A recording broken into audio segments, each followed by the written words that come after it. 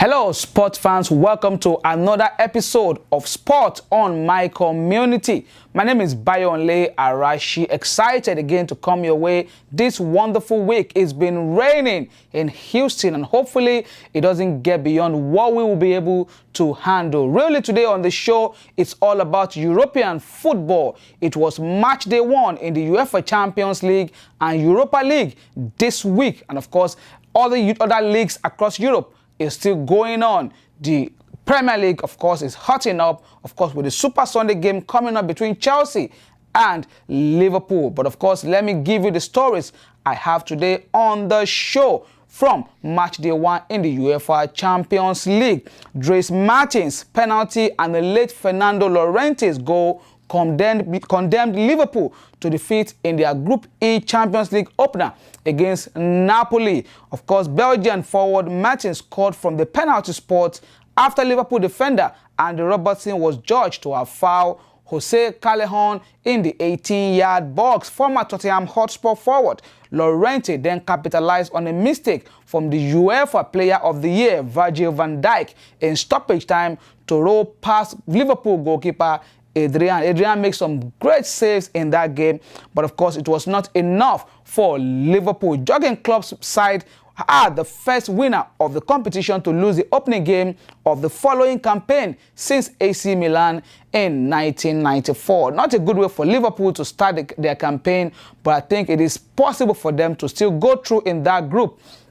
Of course, nobody expects anything less from Liverpool. They are the current champion. They might not be able to win it again and do just like Real Madrid did 3 and 2 seasons ago, but just maybe they might go as far as maybe the last 4 or maybe the quarterfinal stage in the Champions League. Still remaining with Premier League team, of course, Chelsea's return to the Champions League ended in a disappointment defeat as Ross Barkley missed a late penalty that ensured Valencia claimed victory at Stamford Bridge. Also on Tuesday, Frank Lampard's first game as a manager in the tournament he won as a player with Chelsea in 2012. We all remember that famous victory against Bayern Munich right there at their own stadium. Of course, turned into a night of frustration as Valencia took advantage of a slack marking at a free kick from Rodrigo, who scored in the 74th minute of that game. Chelsea really fought hard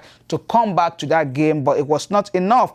Chelsea lost young star Mason Mount to injury early in the game. And of course, they had the chance to rescue the game when the referee, via VAR, video assistant referee, awarded a penalty to Chelsea at almost the last minute of the game. Ross Barkley, as Frank Lampard said, he's the penalty taker for the team. He stepped up the right way, and I think he played a very good penalty, but was just very unlucky that day. But something unfortunate happened before that penalty kick. There was pressure from 2 senior players from that squad. Willian was one of them with the number 10 jersey, and Jorginho, of course, also was pressuring Barkley. Let me take the penalty. Willian also wanted to take the penalty, but Barkley stood his ground and said, I'm going to be the one to take this penalty kick. But unfortunately, he lost that penalty kick. And of course, Chelsea ended up losing the game 1-0. Still very many games to look forward to. And hopefully, if they can get up to 10, 11 or 12 points, they might be able to go all the way in the Champions League. Other results in Champions League on Tuesday night, of course, has to do with Napoli 2, Liverpool 0, as I already mentioned earlier. Red Bull Salzburg 6, Genk of Belgium 2.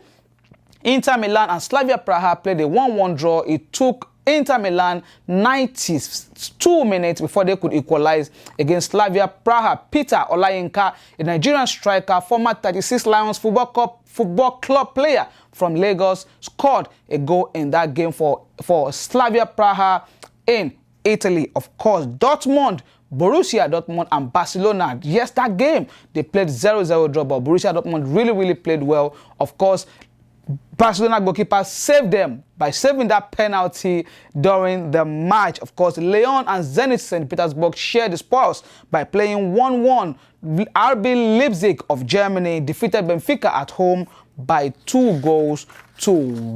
On Wednesday, of course, there were also games in the UEFA Champions League. But this particular episode of the show was recorded a day earlier. But next week, I promise I'll give you some of those results as well. And of course, one of the games on Wednesday will be Paris Saint-Germain against Real Madrid, former champions, of course, Real Madrid. And Paris Saint-Germain will be without 3 of their top strikers.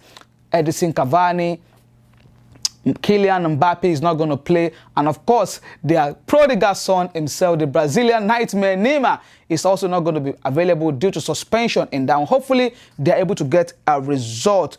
Quickly, let me move on to another part of European tournament. Of course, we have to do with second tier of it, UEFA Europa League. They will play some of those games on Thursday, and few Premier League teams are involved in that one. Manchester United will be playing in the Europa League this season. Arsenal are also in the Europa League. Wolverhampton Wanderers are also in the Europa League, and they will be playing. There will be some fixtures in on Thursday. Of course, Apoel will be playing against Dudelange. Of course, Karabakh against Sevilla. Sevilla are well known. They understand that tournament very well. They've won like 3 of the last 5 episodes of the UEFA Europa League. Dynamo Kiev, of course, of Ukraine, will play Malmo of Sweden. Copenhagen against Lugano. Basel against Krasnodar.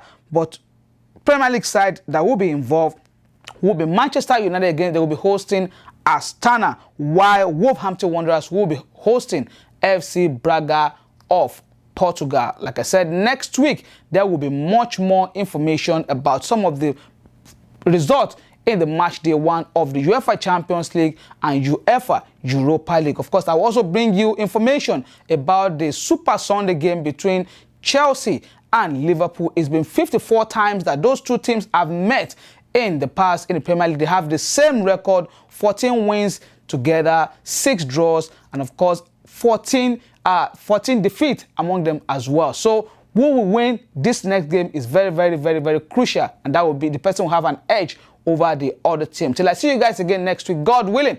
My name is Bayo Arashi. Special thanks to my producer for always being there. See you guys next week, God willing. Bye-bye now.